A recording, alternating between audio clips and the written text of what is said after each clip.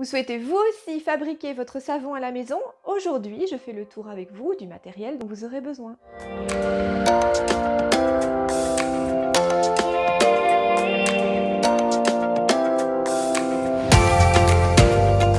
Bonjour à toutes et à tous, alors bienvenue à l'atelier. Aujourd'hui, on fait le tour de tout le matériel dont vous aurez besoin pour fabriquer vos savons chez vous à la maison. Alors, vous allez voir que vous n'aurez pas besoin finalement de choses très particulières ou extraordinaires. Il s'agit principalement de matériel de cuisine. Donc vous allez pouvoir récupérer déjà certaines choses chez vous dans vos placards. Alors par contre, une fois sélectionnés ces ustensiles, réservez-les pour la fabrication de savon, parce qu'on ne voudrait pas qu'il y ait de la soude dans votre soupe. Donc voilà, pas mal de choses aussi que vous pouvez récupérer, pourquoi pas, en seconde main, dans les vides-greniers, enfin voilà, je pense qu'il y a moyen vraiment de débuter avec très peu, très peu d'investissement. Alors, je vais commencer par la casserole. Voilà. Alors évidemment, moi j'ai une grande casserole parce que je fais de grandes quantités, mais vous pouvez tout à fait l'adapter à ce que vous souhaitez faire comme quantité de savon. Alors, à bien noter, c'est que la soude n'aime pas l'aluminium. Donc, veillez à ce que tous vos ustensiles, la casserole, les cuillères, etc., que tout soit bien en inox. Donc ça, c'est très important. Donc, une casserole. Alors, cette casserole, elle va vous permettre de chauffer vos beurres et vos huiles solides, comme l'huile de noix de coco, par exemple. Donc, on va d'abord utiliser cette casserole pour faire fondre les huiles solides. Alors, j'ai aussi moi des petits bêchers comme ceci, voilà, j'en ai toutes les tailles pour faire les marbrages, j'en ai des très grands, voilà. Donc ça se trouve vraiment, ça coûte 2 fois rien, vous pouvez en trouver chez Action ou les récupérer comme je vous le disais. Alors l'important c'est quand même de bien vérifier que ce soit un plastique PP, donc ça c'est toujours indiqué voilà, à l'arrière du bêcher pour vous assurer qu'il résiste bien à la chaleur. Donc voilà, ça c'est un peu une chose à laquelle il faut faire attention. Alors j'ai toujours aussi des petites spatules, ça c'est super. Alors j'en ai des grandes évidemment pour les grandes quantités, j'en ai des petites, j'en ai même une toute petite mais j'ai oublié de la prendre. Mais donc voilà, ça c'est super pratique puisque voilà, je m'en sers quand je verse ma soude, je mélange d'abord avec les spatules et ensuite pour bien récupérer et racler mes bêchers. Alors, qu'est-ce que j'ai encore? J'ai différents petits pots comme ça, voilà, ça me permet de pouvoir peser les petits ingrédients, les pigments, voilà, donc je trouve que c'est assez pratique.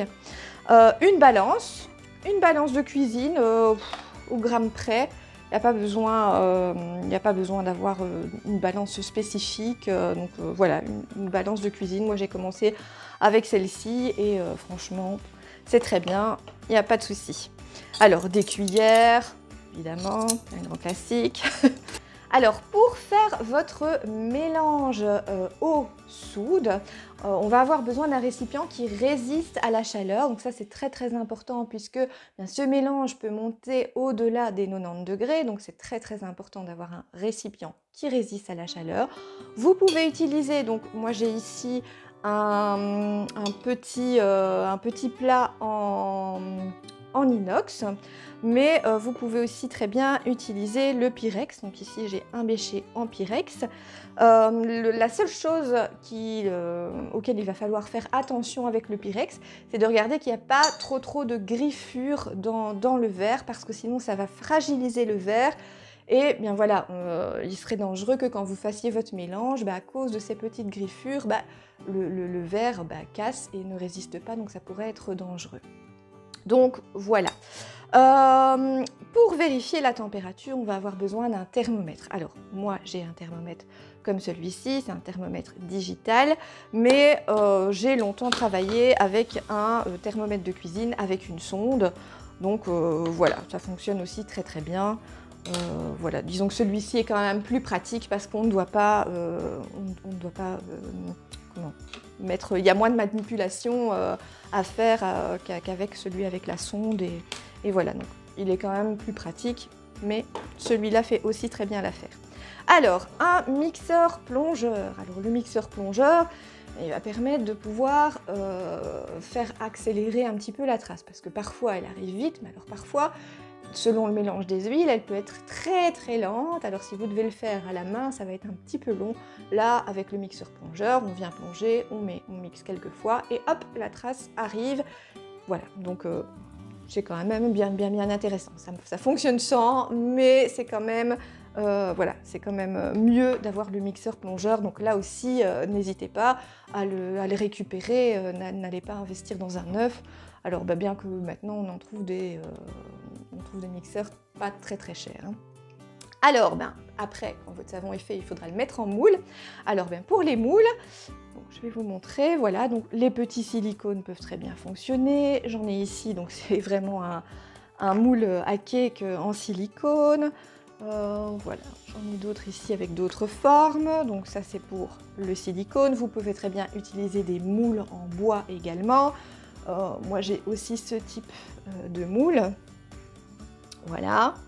Alors, comme celui-ci, comme les moules en bois, et d'ailleurs même les moules comme celui-ci en silicone, je vous conseille vraiment de venir le chemiser avec un papier cuisson, parce que franchement, ça va peut-être vous embêter de faire le pliage. Alors ne vous inquiétez pas, je ferai bientôt une vidéo pour vous montrer comment faire. Mais ça va tellement vous faciliter la vie au moment de sortir le savon du moule. Voilà, on a quelque chose de bien plus propre. Moi je trouve qu'avec le silicone, ça a tendance parfois à accrocher, à coller. Voilà. Donc faites l'effort, vous allez voir, ça vaut la peine de chemiser son moule correctement. Alors, voilà, vous avez dû peut-être voir certaines vidéos.